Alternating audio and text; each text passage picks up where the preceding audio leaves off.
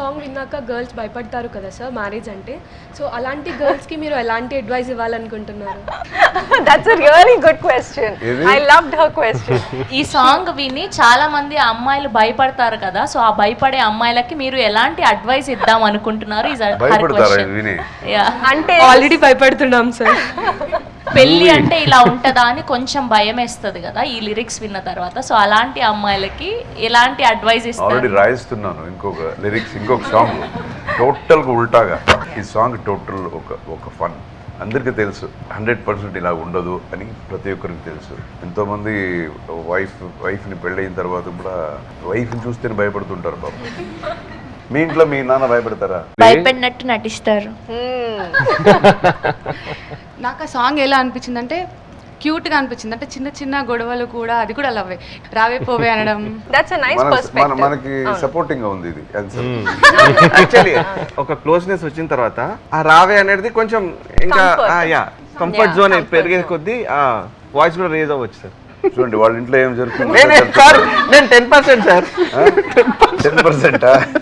అందరూ safe side 10% లోకి వెళ్ళిపోతున్నారు, మిగతా 90% అంతా. నేను 90% బాయ్స్ సపోర్ట్ 10% ఎందుకంటే నాలాగే మంచి హీరోస్ రియాలిటీలో ఉన్నాడు, చాలా రెస్పెక్ట్ చేస్తారు అమ్మాయికి, చాలా మంది ఉన్నారు. సో నో ప్రాబ్లం, భయం వద్దు. That's so sweet. చూడండి ఆల్రెడీ నిరంజన్ గారు గ్రీన్ సిగ్నల్ ఇస్తున్నారు, చాలా మంచి అబ్బాయి నేను అని.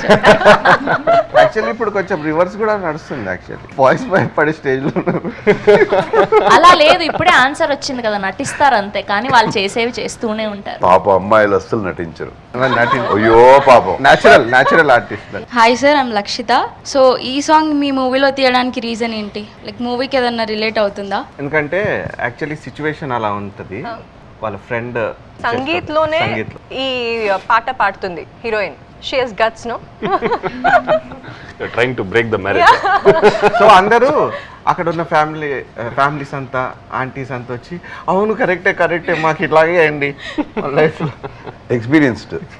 Okay, coming to title Sita పయనం. సీత అన్న పేరు చాలా చాలా పవర్ఫుల్ అండ్ మనందరికీ తెలుసు. సో ఆ సీత టైటిల్ని మోస్తున్నప్పుడు how did you felt? And definitely ఒక భయం ఉంటుంది, బికాజ్ ఇది నా ఫస్ట్ తెలుగు ఫిలిం అండ్ ఒక రెస్పాన్సిబిలిటీ ఉంటుంది, especially when it's our own production, direction అన్నీ. సో ఒక nice sort of a nervousness and responsibility అనిపించింది.